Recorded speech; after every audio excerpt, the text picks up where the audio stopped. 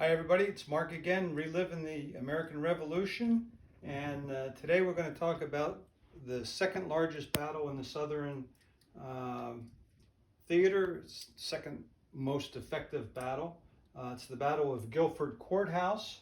It's in North Carolina, northern North Carolina, and this battle takes place on March the 15th, 1781, between the two main leaders of the armies. You have General Greene for the Continental Army, General Cornwallis for the British Army.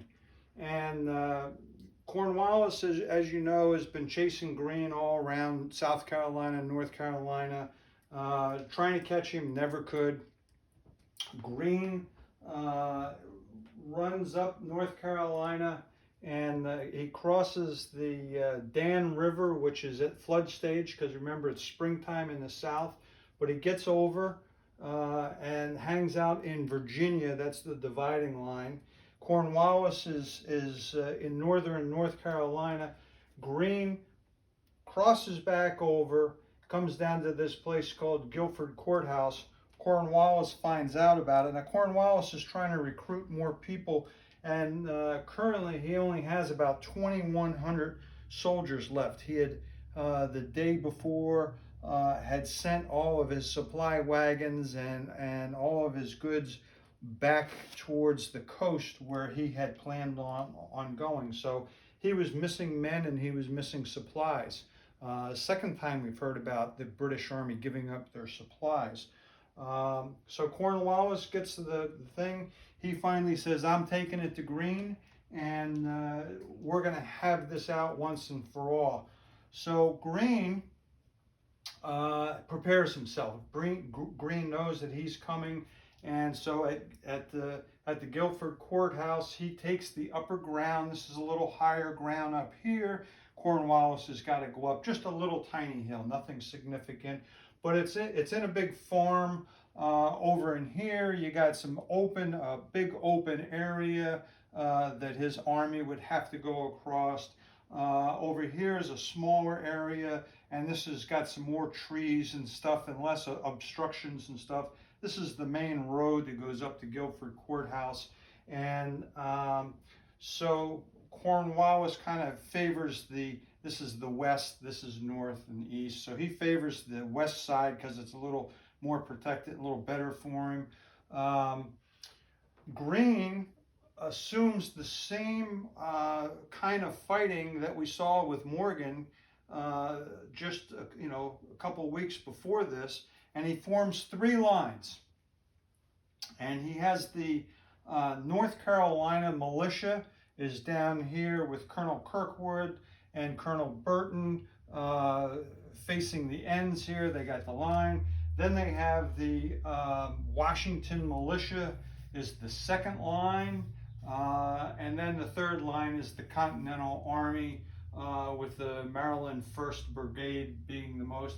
And he also has Light Horse Harry Lee, who has his dragoons. Remember, they're the light infantry guys, riding horses, guns, swords, and all that. And back in here in his reserve, he's got Washington, Colonel Washington. Again, no relation to George, the same one from a couple weeks ago. And he's also a brigade of light infantry. Cornwallis, he doesn't even wait to attack, he just attacks. He doesn't scope it out or anything, and he just attacks. And so he attacks right head on, boom. And the first thing that he comes to is they're coming across these fields, and the North Carolina militia, they're supposed to hold their fire and then fire 2 shots and then regroup in the back. Very similar to Morgan, if you remember. So the British are coming. They take a big hit. The North Carolina militia get off 2 shots. Unfortunately, they go, with the exception of a couple of guys from Kirkwood, they take off for the woods, dropping their guns, dropping their rifles and everything, and they take off this way. They don't muster around to the back and regroup to reinforce Greene's Continental Army. So then the British still coming, they still come. You know, they're coming this way. Washington is watching the Americans' right flank over here. Lee has got the left flank with their dragoons, you know, sitting up this way. The British come up again, and they come up this way. And oh, sorry, wrong color. Got to get this right. I don't want to confuse you. And so the British are still coming right up the road. This is the Virginia militia, and they do a very good job. They withhold the British. They're taking terrible shots. The British are falling rapidly, but they too start to feel the pressure coming around this way. Tarrington's coming around this way, and then a couple of the other brigades are coming around on the right flank. Washington's trying to hold them back as best we can. But they eventually decide we got to get out of here. And so the Virginians, they kind of come this way and go this way. And they go out in the woods. They don't regroup in the back. So now the British are coming right up on the American Continental Army. They come up like this. And it's a tough battle.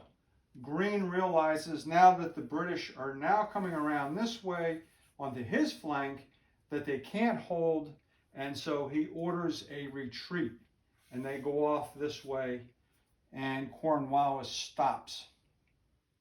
So although Cornwallis takes the field, he pays a heavy cost to this battle. It only lasted about 75 minutes. It was a very, very brief battle. But he lost 27% of his army. It was significant. He lost over 500 men were killed, wounded, or captured. And he in fact captured about 1,000 of our guys. We lost about 50 guys. We had about 150 wounded, but we had 1,000 that were captured or missing. So we don't know what happened to them all. So this 1,000, remember now, the British have to now feed. They don't have any food for their own soldiers.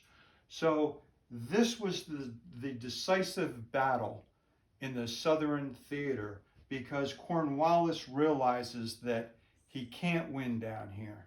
So Cornwallis, he retreats to Wilmington, Delaware, which is on the coast, and he then regroups, and then he will march to Virginia. And Greene then takes over. He doesn't chase Cornwallis any longer. He lets, because Lafayette, von Steuben, and all those guys are in Virginia, he lets them take over. Greene goes through North Carolina, South Carolina, and Georgia, and he cleans up, gets rid of all of the British, and reunites those three colonies with the colonists. So the British are gone out of those three colonies. Greene does all that. He does all that little sweep up work. Cornwallis leaves Wilmington and heads up to Yorktown, Virginia, of which we're going to talk about tomorrow. Have a great day.